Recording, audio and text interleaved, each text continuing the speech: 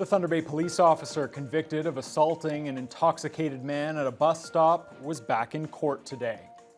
Good evening and thank you for joining us. Constable Andrew Franco is now awaiting his punishment after being convicted last fall of assault causing bodily harm. A sentencing hearing for the Thunder Bay police officer was held this afternoon. The disturbing incident happened at a city bus shelter in April of 2022 and was captured on police body cam video. What the hell, man? Nothing. Hey, oh, I'm sorry. Hey, what are you doing? You can't be drinking in public. Stop, get off. You don't push back on an officer, man. The victim was knocked unconscious and was taken to hospital by EMS, where he was diagnosed with a fractured cheekbone.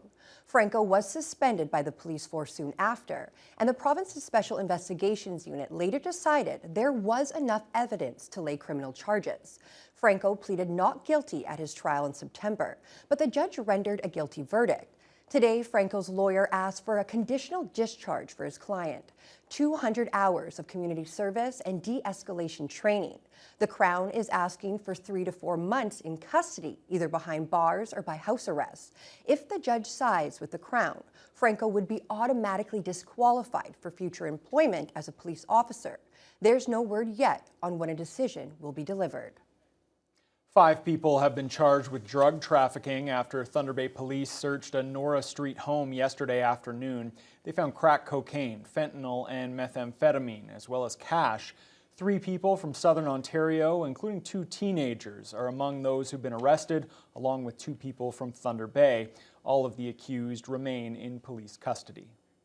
Thunder Bay's 2 MPPs are reacting to the Ford government's decision to scrap the LCBO controlled entrances pilot at 6 of its stores here in the Northwest. The agency announced the plan on Monday, but then suddenly retracted it yesterday after the government intervened. Jonathan Wilson has more. But from my basic understanding, it was just to make sure that privacy issues weren't a concern. MPP Kevin Holland says he's looking to learn more about his government's decision to put the brakes on the LCBO's pilot project for controlled entrances. Government officials had concerns about customers' IDs being scanned before they enter as a way to reduce robberies and shoplifting. The pilot would have involved 4 liquor stores in Thunder Bay, along with ones in Kenora and Sioux Lookout. Why specifically in Thunder Bay? It's a pilot project that has to start somewhere. So we have been receiving requests from LCBO vendors throughout the province with regards to enhanced safety measures at their facilities. So the province has listened to those vendors and put together a program to meet the needs and what we're hearing from the vendors. LCBO officials released a diagram of the new controlled entrance system. Customers would enter the exterior door and present their ID to security personnel at the vestibule. Their name, date of birth, and photo would then be uploaded to a secure database. If the customer is of age and has not been banned from the store, the interior door then opens to that customer one at a time. Local NDP member Lise Vaugeois says she's glad the plan was halted based on privacy concerns. Those are questions that should have been addressed before it was even put on the table. Privacy is a big concern. Do we want to have it tracked every time we already know that when you use a card to buy something, we're being tracked. Everything's being tracked, but nevertheless, this is a privacy issue to have to show ID when you go into a place of business. Vaugeois points out this is yet another major reversal by the Ford government, and she questions the LCBO's rationale for targeting this region with the changes. A lot of people don't have ID. And that really makes me wonder, well, who was it that they were trying to keep from coming into liquor stores? I am glad to see that it's been walked back, that it's been retracted, because people shouldn't be criminalized for going into a business and purchasing whatever it is, in this case purchasing alcohol. There was no reason for it. The LCBO says the agency remains committed to working collaboratively on additional measures to reduce theft and violent incidents in their stores and ensure safe experiences for their customers and employees. Jonathan Wilson, TBT News.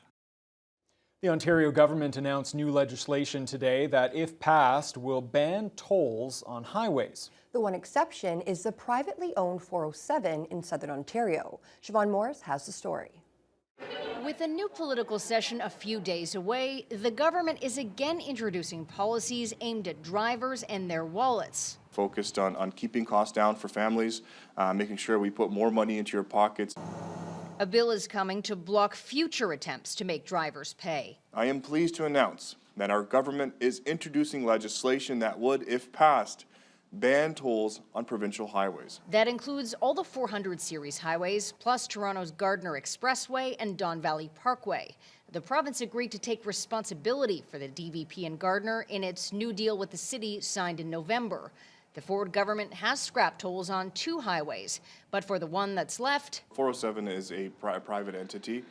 We're here to talk about the province's infrastructure. the bill can't touch Highway 407, sold off by the province in 1999. So robbery having a car over here in Ontario, the amount of fees you got to pay for licensing and everything like that. A driver welcoming a promise to hold the line on the cost you pay for a driver's license or age of majority card. Right now, it's $90 every 5 years. Our freeze has saved Ontarians $22 million since 2019, and it will save drivers $66 million more this decade. A plan to make re-registering your vehicle automatic, announced by the Premier earlier this week, will kick in this summer, though the Minister couldn't say exactly when.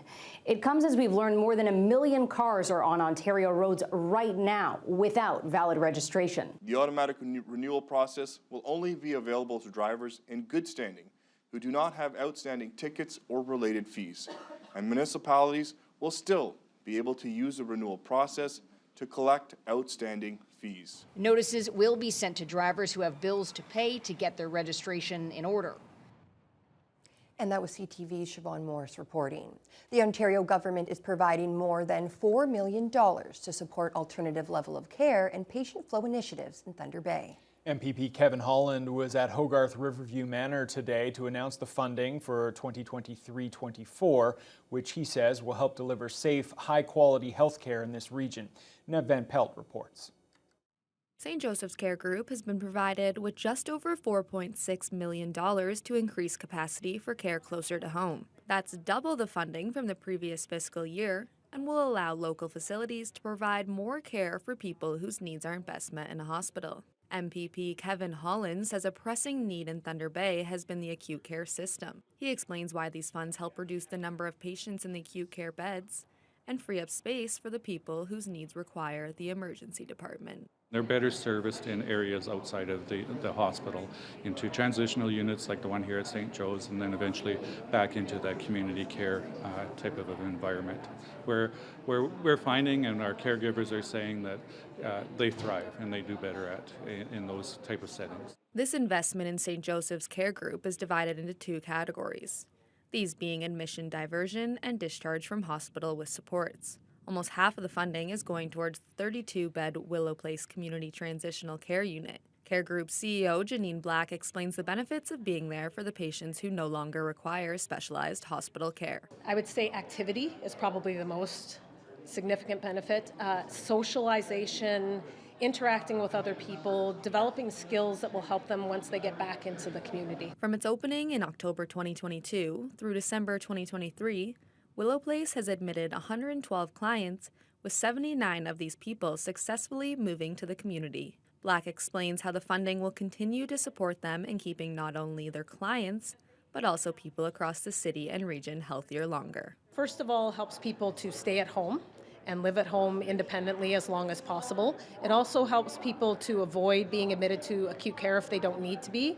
And finally, it helps people to get back home once they've received the therapy that they need, and helps them to be able to function in their homes longer than they would otherwise. Nev Van Pelt, TBT News. Thunder Bay High Schools are the latest in the province to add opioid overdose response to the grade 9 curriculum. The Advanced Coronary Treatment Foundation announced the launch of the potentially life-saving training program this morning at Superior Collegiate. Lee Noonan has more.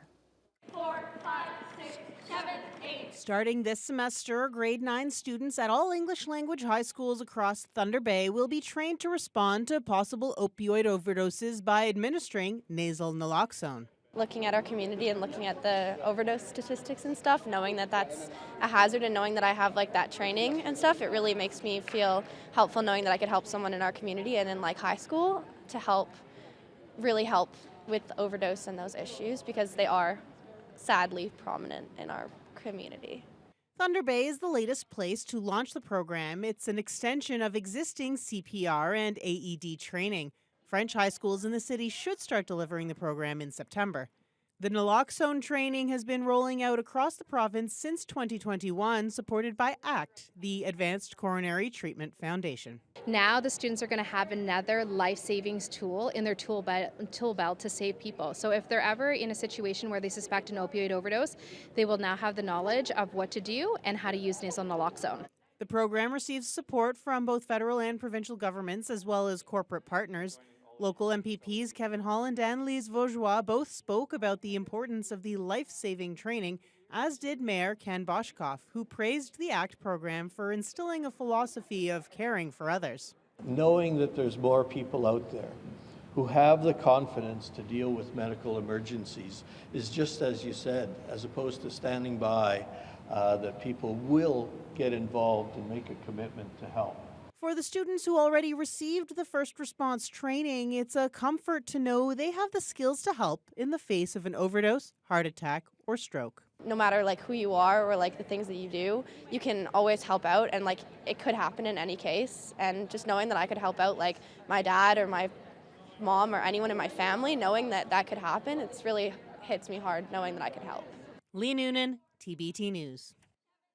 Some local sports and entertainment facilities are finally moving into the 21st century with new payment machines at their concession stands. After years of accepting only cash, the city has begun integrating debit and credit options at the main local venues.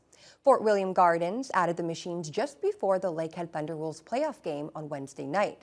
While cash is still accepted at the Gardens, these changes allow visitors to tap their debit or credit cards. Matthew Pearson is the manager of Central Support for the City. He says while it was a 12-month process to get to this point of installation, he's just happy to have them in and ready to go. Integrating debit and credit payments is just such a huge convenience. But really the case we brought forward to why I think it got adopted is we now think we're missing out on revenue by not having that service. It's a guest first environment, and we want to give them that ability to be able to pay in whatever means they need to pay with. If it's cash, if it's credit, if it's debit. I know Lynn's been a champion of this for a while. She's echoed, this would be great for the concessions moving forward. So we put the wheels in motion and we started exploring some different options. Pearson says Delaney and Current River Arena are the next sites to add debit and credit machines. This as the Thunder Bay Community Auditorium has also made the move to tap at its beverage areas. That happened on February 5th, just in time for the Brett Kissel concert. About time. Yes, I know. As somebody who never carries cash, it's about time. Yes. Yeah. We need those debit and credit machines. All right, let's turn our attention now to the weather, Fiona. We're below the freezing mark today, as we have been, but the sun was quite nice out there when I was out this afternoon. Yeah, we had a fair amount of sunshine popping through the clouds from time to time, and we did have a high of -3, wind chills -7. Unfortunately, that was around midnight, 1 a.m. Temperatures were falling for much of the day to a low of -6 and wind chills of -14. That's because it started to get pretty gusty as the day progressed, up to 47 kilometers per hour from the northwest at times, which made it a little bit blustery. So although temperatures were seasonal, wind chills definitely made it quite a bit cooler.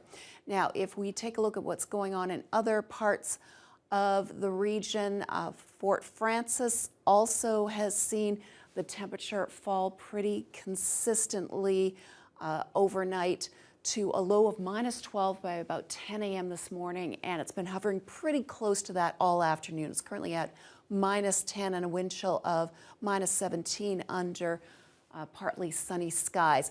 We've had periods of light snow in Red Lake, and they are currently at -12, a wind chill of -21. Greenstone, definitely one of the warmer locations. They've had light snow pretty much all day. They're currently at -7, but a wind chill of -18, so kind of a mixed bag happening through there. Along the North Shore and eastern shores of Lake Superior, we're also very seasonal, -6 for Nipigon and Marathon, -4 in Wawa, -2 in Sault Ste. Marie, but it comes at a price. There's a lot of snow and blowing snow, gusting up to 65 kilometers per hour. So although it says -2, wind chills making it feel like -12 at this hour. Here in the city of Thunder Bay tonight, we are looking at about a 30% chance of flurries. Otherwise, mostly cloudy and a low of -13. Wind chills hovering around -18. And unfortunately, as we head into Friday, not really going to get a whole lot warmer than that. In fact, temperatures are going to continue to dip for about the next 24 hours. We're going to hit a pocket of very cold air before we start to see a little bit of relief heading into the weekend. So next 24 hours are going to be a little bit tough for you, Ryan. I want you to just take a moment and deal with it, because I know you're going to be running this weekend. Yeah. It's not going to be as bad for the weekend, and for anybody heading out into the region, it'll be a little bit nicer on the weekend, but definitely want to bundle up the next day or so. I will try to soldier on. I appreciate your concern, Fiona. I'm always thinking of you. You always are. You always have my best interests at heart. Speaking of cold air, we can hear the wind rattling outside of our studio. I don't know if the microphones are picking it up, but we can certainly hear it in here. All right, turning our attention to national news now, and a story out of Montreal. 2 people are dead and another is in critical condition following a stabbing in that community. We'll have some limited details on that right after the break.